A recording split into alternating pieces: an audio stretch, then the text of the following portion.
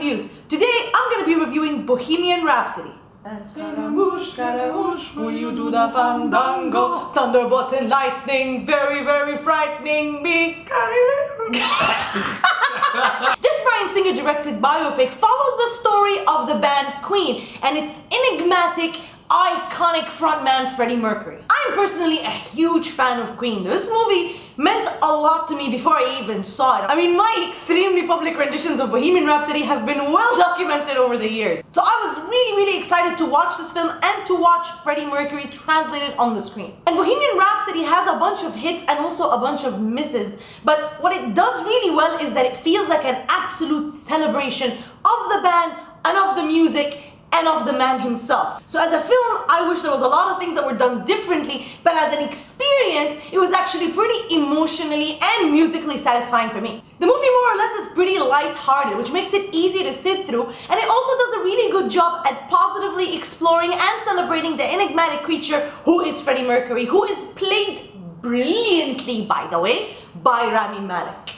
The man absolutely becomes Freddie Mercury. His transformation is amazing, and Rami Malek gives the performance of a lifetime in this movie, especially when he's on stage. The man is like possessed by the spirit of Freddie Mercury, because there were a lot of moments where I actually forgot that I'm watching Rami Malek, the actor, and I was completely convinced that for a few seconds there, that was Freddie Mercury himself, which is amazing to watch. But what Rami Malek did so well was not just capture Freddie Mercury on stage as a persona, he also really did a great job portraying Freddie Mercury's loneliness and isolation that he felt off stage so often. Freddie Mercury was a very complicated person with a complicated personal life and a complicated mental and sexual identity. And Rami Malek did a great job at switching back and forth between his over-the-top persona and his inner fragile person, and I thought just watching that was purely fascinating, and it's one of the strongest things about the film. Man, I'm almost certain that Rami Malek is gonna get nominated for an Oscar this year,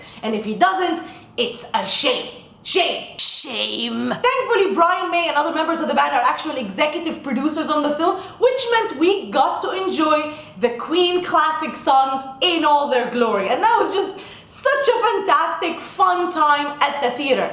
I watched the film in Dolby Theater and the sound was just incredible. The sound design for the movie is actually pretty spectacular, not just for the music. The integration of Freddie Mercury's voice was really smooth and impressive, because Rami Malek doesn't sing, it's actually Freddie Mercury's voice, and a lot of times, especially when it's a cappella or in a room, it did not feel like lip sync, it felt like he was singing. It's also a testament to Rami Malek's performance. It was very convincing that he was the one singing, but also the way that they used Freddie Mercury's voice, I don't know how they did it, maybe they had like recordings of him in the past and they just integrated into it. It was just actually very technically impressive. So if you're gonna check this movie out, definitely go somewhere with great sound like Dolby Cinema, because it's definitely worth it. So the music and the songs and the sound design and Rami Malek's performance is what carries this film and makes it so great, because otherwise the movie could have been better. There are a lot of issues with it, especially when it comes to the script. First of all, the pacing of the film is a little wonky and doesn't always work very well. There are a lot of parts of the film that felt very rushed and glossed over, especially like the beginning of the film when we were tracking the rise of Queen as a band. A lot of important moments felt like they were glossed over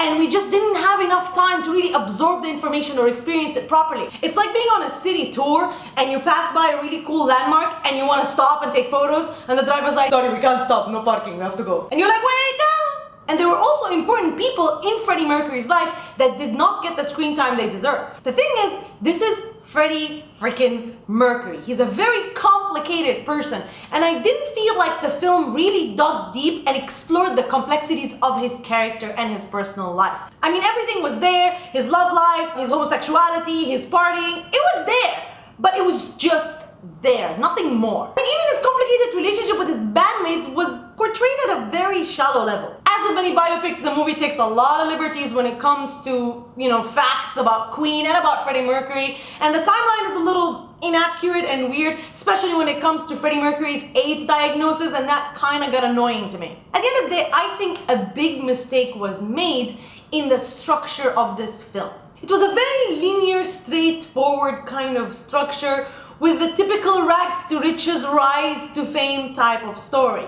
So for example, I would suggest a kind of a different structure for it. On today's episode of How I Would Have Done It, the movie basically builds up towards the iconic AIDS relief concert. I think that the entire film should have taken place at that concert, and we should have gone back and forth from the concert to different phases of Freddie Mercury's life and to the development of Queen as a band. Because the film's footage of the concert is amazing. They recreated it and it was amazing, and it's Rami Malek's climactic performance. So instead of having that only be at the end and just rush through their lives to get to there, we would have had that as a foundation and we would have gone back and forth. This way the pacing would have been fixed, we would have spent time in a lot of other aspects of Freddie Mercury's life, and the songs would have better context, and overall I think it would have been a more enjoyable film. But at the end of the day, I was satisfied with the film I got. I wish it was better, but it was a very enjoyable experience that you should definitely check it out, especially for Rami Malek's amazing performance and the incredible soundtrack and music of Queen. It's a totally enjoyable experience, and I'm gonna give Bohemian Rhapsody a 7.5 out of 10. So,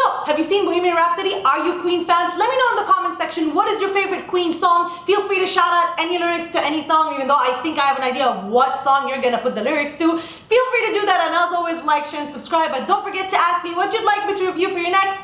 See ya!